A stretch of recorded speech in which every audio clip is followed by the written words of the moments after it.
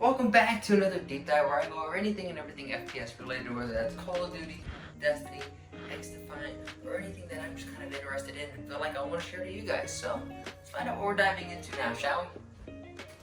Today we got a short little video, and before we get too far into it, I just want to say thank you. Thank you genuinely to everyone who takes time out of their day to hang out with this little crew and watch my videos. And there's genuinely about like 10 of you who reach out, comment, like, and you guys just mean more to me than I truly feel like I can express. So with that said, domo arigato, Mr. Robotos.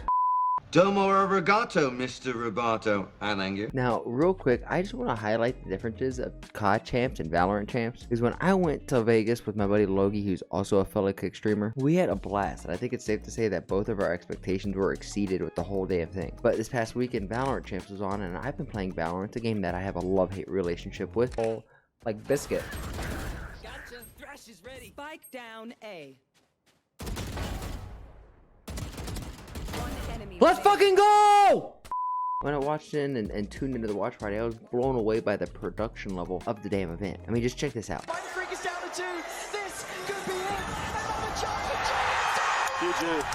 Wow. They did it.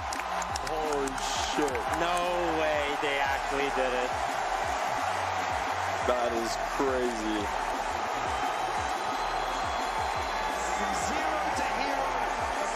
And they took it.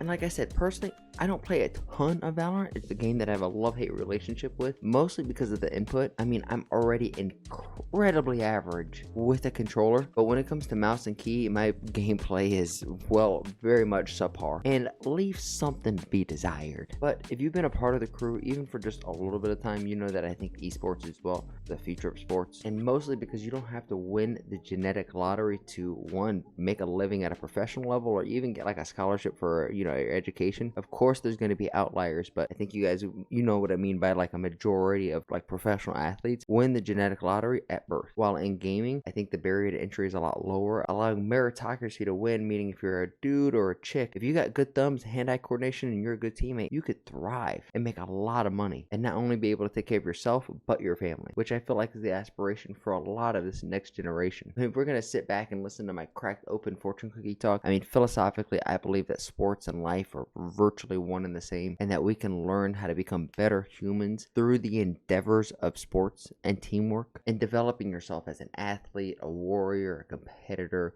Really whatever your mindset is around it. So whenever there's a podcast with like a COD champ like Clayster comes out and he gets to talk about his feelings with playing with people, his time in the league, I'm just fascinated at hearing people's mindset. And recently he was on a podcast where he talked about his relationship with Crimsic, who's a very controversial figure. I think he's like the Frank Connell of the paintball world.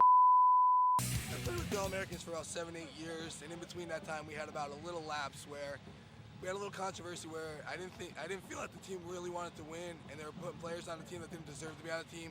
So I took a little break from the team and decided to go play for the Jacksonville Warriors for an event. But after the All-Americans didn't make their cut for the first time in about 8 years in Las Vegas, Bill Gardner called me up and said, whatever it takes, we want you back, let's form a winning team again. And that's what I did. But he talks about his experience and the roller coaster it was teaming with Crimsix. In Vanguard, and I we were in our practice room at the event, and I kind of had a moment where I just had enough of Crim shit. Like, I genuinely was just done with it, and I just went on this monologue for 15 minutes about how he's making us all feel, about the pressure he's putting on all of us, the way he talks to all of us. It makes me feel uncomfortable. I can't imagine what it makes Paco feel like, what it makes Royalty at the time feel like, just the way he treated all of us. And I was being very earnest and speaking from the heart, and was speaking from Clay to Ian, not Clayster to Crim6. Right. And I thought, me and Crim have had such a long-lasting relationship that I thought I could connect with him and get through to him. And at the end of it, he looked at me and he goes, you know what? All I heard was out of that was me. You're a selfish motherfucker, and just like in my, I just saw like red in my head because I poured my heart out to this guy. Like I genuinely got down to the level where like I wasn't yelling, I was just like speaking, like dude, like from the heart, you know. Try to understand, like try to connect and just exactly understand me, please. And for him to come back and say like, oh, you're being selfish, dismiss everything you said. Everything. I freaked out. I was like, go fuck yourself. I fucking stormed out, canceled the scrims, drove home. Because it was in Dallas. It was like in Arlington. Yeah. I drove home, canceled our scrims, didn't talk to him the rest of the day, showed up the next day, played our match, we lost, and I left. Like, didn't speak to him, like, said, like, screw it. And I think that was kind of like the point. Yeah. So, yeah, it was machinima, and we were doing pubs. Yeah, we were all day, every day. But we all had to do it. Yeah. But the thing was like, this is right when Ghost dropped. Yeah. This was after we just had an amazing season. Yeah, everyone knows, like, grind your fucking ass off. Like, we were sitting there, like, figuring out the ins and outs of the game, right? And we saw that Clay was running, you know, fucking EO Tech on an AK. Just trolling us around. Or a 6X on an AK, just trolling.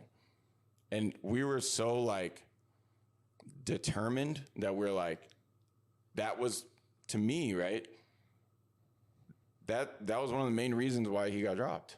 Okay. And it was literally fucking around in a pub. I also think that's how serious we were. I also think it, like, had we all sat down with Clay and just had a talk, I think Clay would have been like, all right, my bad. Like, yeah, no, that's facts. Like Clay would have went right back to being a grinder. I just think where we were at the time, we were like, excellence. Matt also, he manipulated us. And like I said, when I heard this, I felt it because I knew in my days in paintball that there were some guys who were just mechanically so gifted that they just played on another level, but they were so hard to team with that I would actively go out of my way to try to avoid teaming with them at all costs. But just like in esports and in paintball and in real life, sometimes you're gonna have to work with people you don't like, and having the skill set of learning how to work with people you don't like and still getting the job done, and at the end of the day respecting them as a human, I think that is a wonderful skill set, not only to bring into work, but life, and into your career. But I think this is where the fortune cookie ends, and we're gonna wrap up the video. If you guys liked it,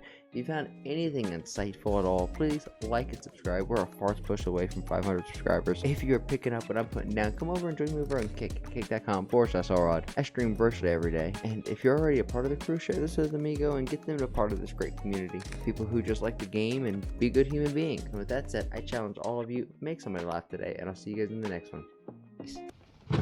By the way, Orinomo Moto de Kaito. Enough.